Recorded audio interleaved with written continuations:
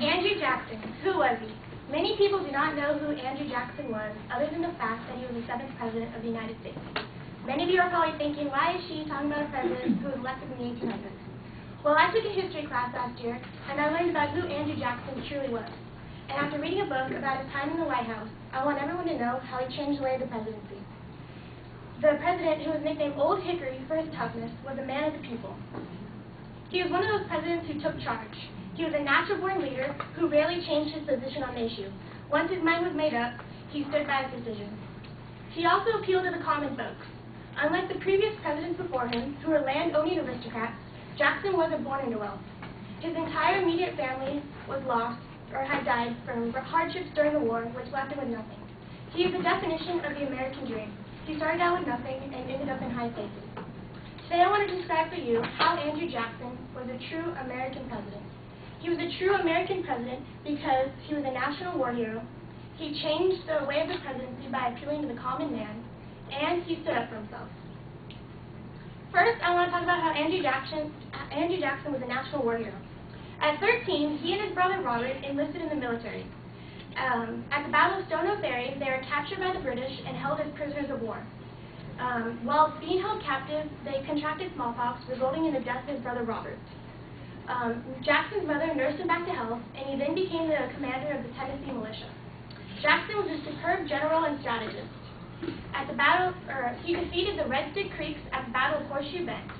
After this victory, he proposed a treaty of Fort Crockett, and he was appointed Major General after this action.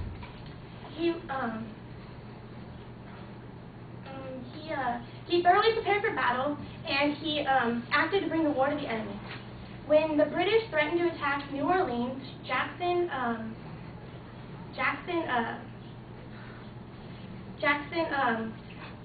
got his defenses together, and he, with 2,000 less soldiers, he defeated the British. He became a national hero and won the respect of nearly everyone. According to John Meacham, Jackson, who, on the journey home from the Battle of New Orleans, he said he would not leave a single man behind.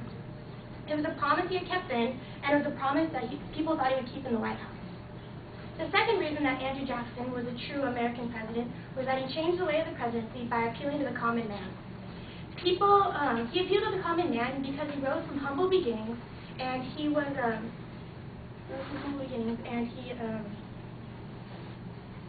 sympathized with the everyday citizen. He used universal male suffrage to his benefit. His election represented the emergence of the everyday man in politics. According to the book American Lions, Jackson stated that no institution, he argued, should stand between the people and the presidency. Every decision he made sure it was for the good of the people. If it wasn't, he vetoed it. He used the veto 12 times, more than any other president before him combined did. People liked how they could see himself in him. By the end of the presidency, it was the first time that the United States was out of debt and had a surplus of money. According to John Meacham, to him, debt was dangerous. For debt put the power in the hands of the creditors. And if the power was in the hands of the creditors, it would not be in the power of the people, so Jackson believed it belonged. Jackson also did not like banks. He believed that banks put too much power in the members of Congress, and it favored northeastern states over southern and western states. He vetoed many bank bills because it did not help the everyday citizen, and people liked how Jackson cared about him. He rewarded many of his political supporters with government jobs, and he had his civil servants rotate in office. This was known as the spoil system. He believed that the everyday citizen should run their country. When Jackson retired from the presidency, he departed with his popularity intact, and he made the presidency what it is. He made the presidency a much stronger organization. The third reason that Jackson was a true American president was that he stood up for himself. Unlike the presidents before him, he never went to college. Instead, he was raised on defending himself and his nation. When he took office, many people were making up rumors about his wife and her divorce from her previous husband, calling her rude names because she and Jackson got married before a divorce was finalized because they didn't know it at the time. Jackson believed this led to her death. And Jackson fought 13 duels. Many of them were in honor of his wife. He even killed a man by the name of Charles Dickinson. During the duel, he allowed Dickinson the first shot. And Dickinson shot Jackson in the ribs right before Jackson fatally shot him in the leg. And The bullet that hit Jackson was so close to his heart that it could never be removed. He spent the rest of his life with a bullet wedged between his ribs, and it caused him substantial pain for the next 40 years of his life. The second,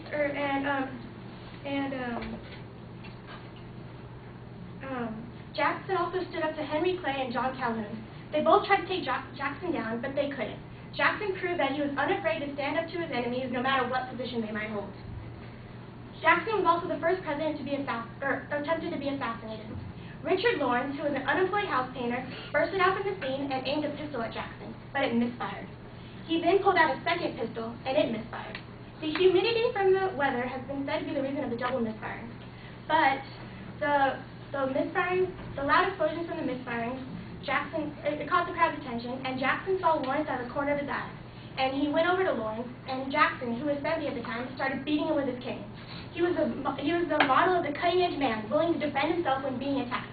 This persona was a big part of what won him his extraordinary popularity. In conclusion, Jackson stayed true to his word and made the country what it is today. Jackson stated that as long as the country is administered for the good of the people and regulated by their will, it will be worth defending. Jackson was a true American president because he was a national war hero. He changed the way of the presidency by appealing to the common man, and he stood up for himself. Thank you for your time today, and I hope you all got a glimpse of the person Andrew Jackson truly was.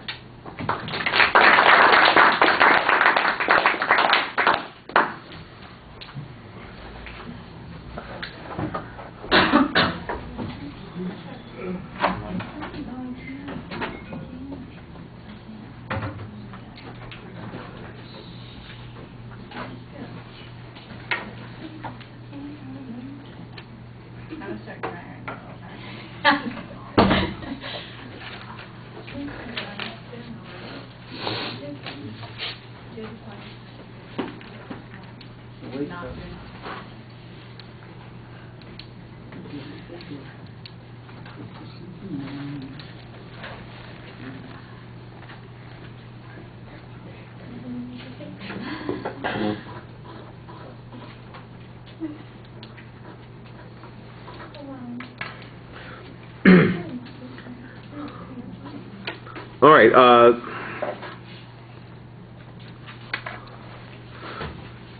The structure of the speech is fine. The content is pretty well put together. I thought your visuals are integrated in the speech in a very reasonable way. You cited your material clearly. You've got a good preview. All the structural stuff is pretty solid.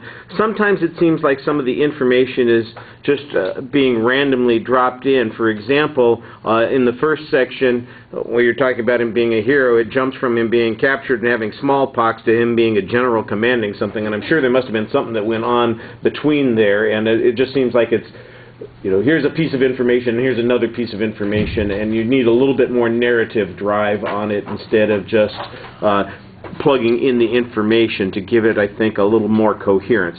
And that happened in a few places. On the presentation issues, let me start with the visual factors first. I think you look pretty confident when you're standing there. You have some gestures. I think the gestures are a little more limited than they might be, but you had a couple of indicators. Your facial expressions, again, you seem okay. You could be a little bit more animated, but you are active and involved in talking to the audience. Your eye contact is very good. You're looking around and trying to engage the audience. You've clearly planned the visual materials, so there's no problem there, and you're not overly dependent on your notes. Now, on the paralinguistic issues, you did get stuck a couple of times on transitions, moving from one idea to the next, and that kind of broke up your rhythm. And then you have some of the same rhythmic issues that I was talking about before. You have this tendency to get through the sentences in the same kind of pattern. You know, you start the sentence and then rush to the end of it, and then the same sort of thing in another sentence. So I think you need to work a little bit on the rhythm factors there. But the material's pretty well put together, and I think you deliver it very effectively, so you're doing the right kinds of things. Mostly they're just stuff to improve on. All right. Thank you.